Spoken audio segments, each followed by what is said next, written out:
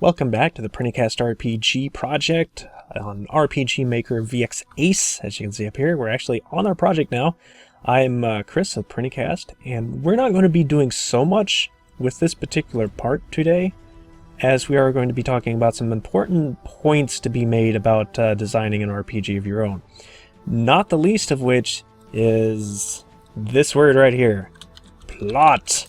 See, most games are going to obviously rely on some sort of story. It does not matter how simple it is. It doesn't matter if it's a comedy or serious or anything else. It's very important that a plot takes center point in your design, because this not only gives your characters goals, it also creates all of the interest of why you're doing what you're doing, why you're playing what you're playing. But it's still important to note, and part of what makes a good goal is your characters themselves, and the characters are important on several levels, because we're not just talking about the characters you're going to be playing as, though that's extremely important, and the design behind those characters of what's going to make them interesting for not only you to play, but also to create. Our case is going to be extremely easy because our four main heroes are based off of, three of them are based off of the host of the show, me, Mike, and Grover, and the fourth one is kind of obviously going to be the test Prinny, and we can add other characters into that mix that can be allies and such. Boy, Mike's got pigtails. There's going to be secondary characters who's going to give us missions, give us quests, give us trouble. Those antagonists are important. You need those villains. And that all ties back into the plot of why are the characters doing what they're doing, why are the villains doing what they're doing, and all the interactivity in between. Now, again, that seems extremely simple, but when making a game, that can escape a lot of people. So, some schools of thought is that you have to relate to your character. This is something that's been causing a lot of confusion and anxiety in the gaming industry over the last year. That is not always the case. There are a lot of strange characters. There's a lot of violent characters we never would personally relate to. They are escapisms. You do not have to be the actual character involved. However, in our case, Chris, Mike, and Grover here, this is going to be repersonifications of ourselves. So that changes things a little bit, just a little bit.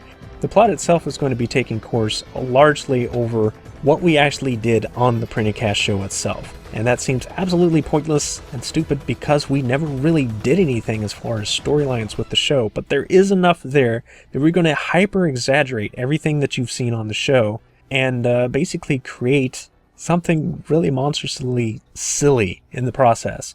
So a lot of our villains and stuff are going to come out of those ideas. It's a work in progress. I'm not nearly as far on the to-do list as I should be before I even started this. I am not planning this as well as I should be at all, but I figured that would actually help in this case, so you can kind of grow as our story does. So I'm going to just go ahead and start doing things in the background here, getting things slowly set up for what's coming later. So if I'm probably just going to mess with some maps and some items and stuff. So just getting things started. We're not getting very far along yet. There's a lot of other things to take in consideration with your plot. Not everything is going to go exactly as a 3-act structure when it comes to role-playing games because they're so much longer than the standard story generally. Now, I don't know how long PrinnyCastRPG itself is going to be. It's just going to happen as it happens. But generally, the 3-act structure is the first act is all about making the characters fleshed out, whether it's talking about the relationships that they have, the storyline behind it, like the precursors to what's going on now, like the history of the world and that type of stuff.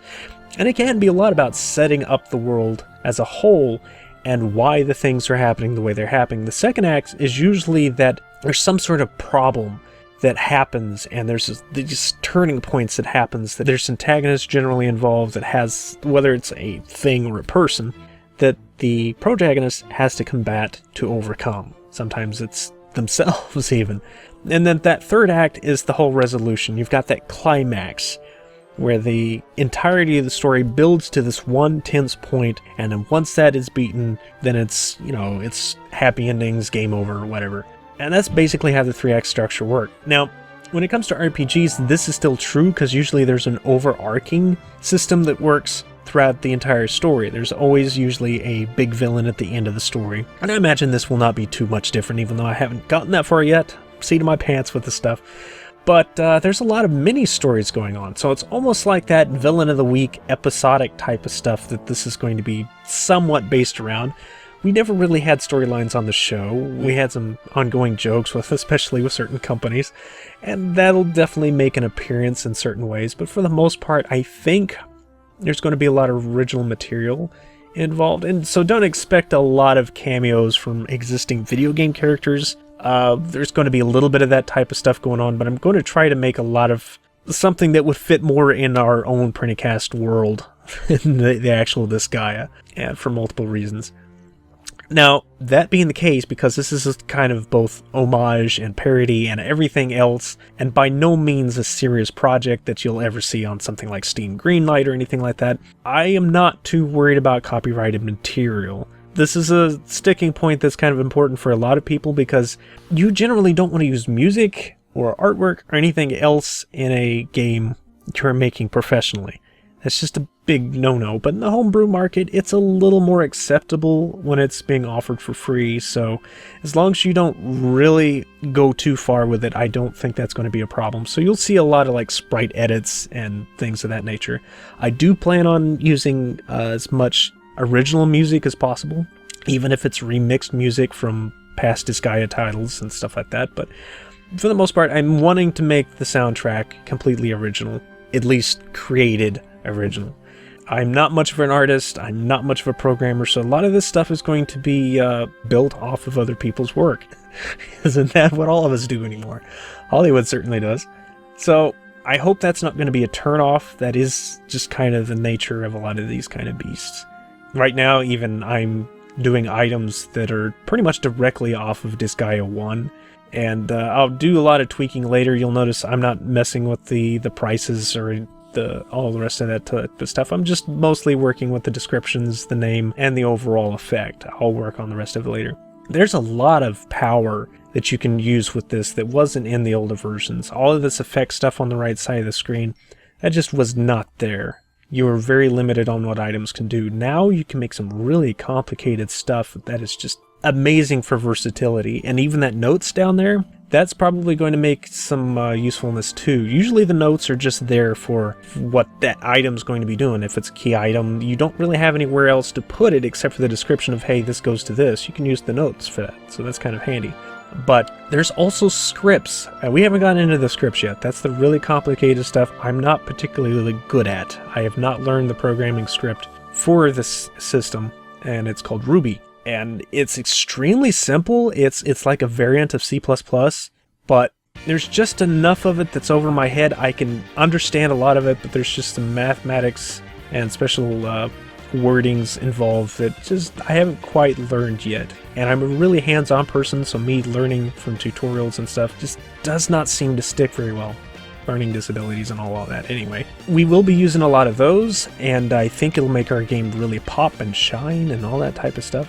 As for the rest of this stuff is how to help you make your RPG. Best thing I can suggest is figure out a special hook. That little story sparkle that's going to make something interesting for you, whether it's some sort of style of RPG you've never seen before, if it's a storyline that you think is extremely hilarious or interesting, or even if it's a fan game that's just based on somebody else's work and you want to transpose it into an RPG. I think that's perfectly legitimate too.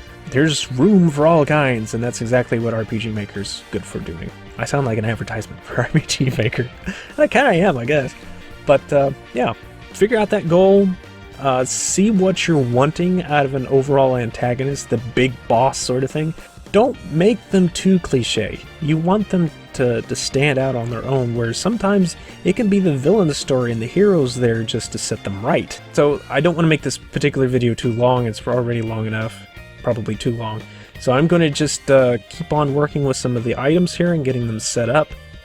Probably not going to do any of the fancy items. I want to show some of how that's done so you can follow along with it, but right now, as you can see, it's just recovery of hit points and magic points and stuff like that, and that's not all that exciting, is it?